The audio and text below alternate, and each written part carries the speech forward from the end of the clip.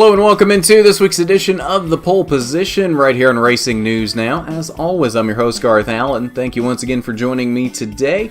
If this is your first time catching a Racing News Now video, consider going down below and hitting that subscribe button and ringing the bell for notifications so you don't miss a thing going forward from RNN.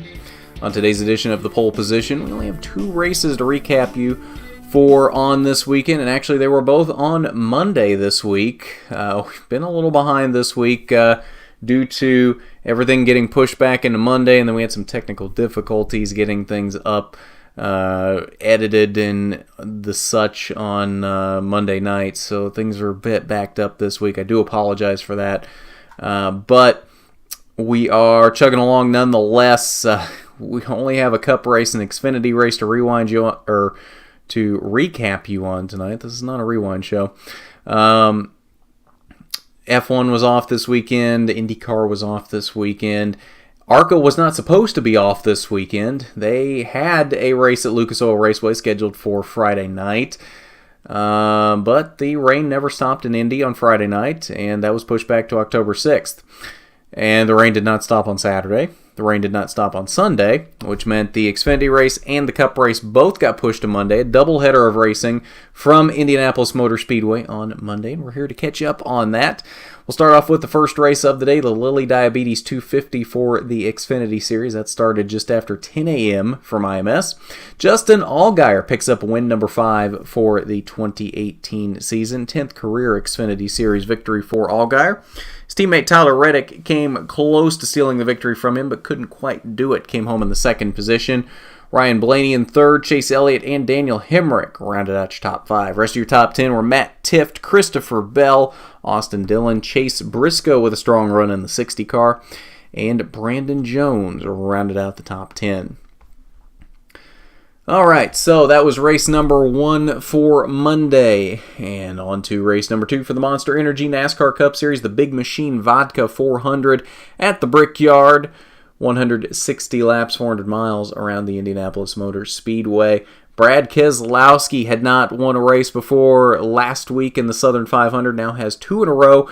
Had not won a Crown Jewel race before this season, one of the biggest races in NASCAR. He has now run 2 of them. He won the Southern 500 last week, and he has now won the Brickyard 400, fighting off Denny Hamlin in the final laps. Fresher tires for Keselowski is what prevailed for him over Denny Hamlin. Eric Jones was also able to get by Hamlin for the second position. Hamlin slipped to third in the final laps. Kevin Harvick and Clint Bowyer, Stewart-Haas teammates, 4th and 5th. The third of the 4 Stewart-Haas teammates came home in the 6th position. That was Kurt Busch. Jamie McMurray, 7th. Kyle Busch in 8th. Paul Menard, 9th. And Ryan Newman rounded out the top 10. Alright, so that's your results from the Big Machine Vodka 400 at the Brickyard. And that'll do it for us tonight on Pole Position. Like I said, not a lot to recap from this weekend. There should have been 3 races. There was only 2.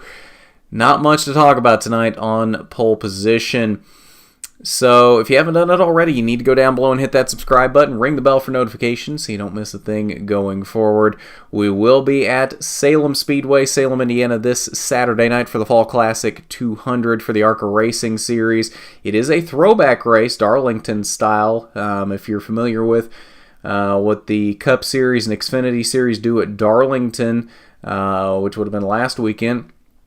Similar thing going on at Salem this weekend. I know I've seen a Donnie Allison throwback that'll be there, the Hawaiian Tropic paint scheme from 1979. I've also seen a Cale Yarborough Hardy's paint scheme that will be there as well. Charlie Glotzbach will be the Grand Marshal. So some big things happening at Salem Speedway Saturday night. We will be there giving you coverage of that event. So like I said, if you haven't done it already, you need to hit that subscribe button, ring the bell so you don't miss any of that from Salem Speedway Saturday night. Should be an exciting night of racing. It's an exciting night of just seeing the throwbacks and bringing back all the memories.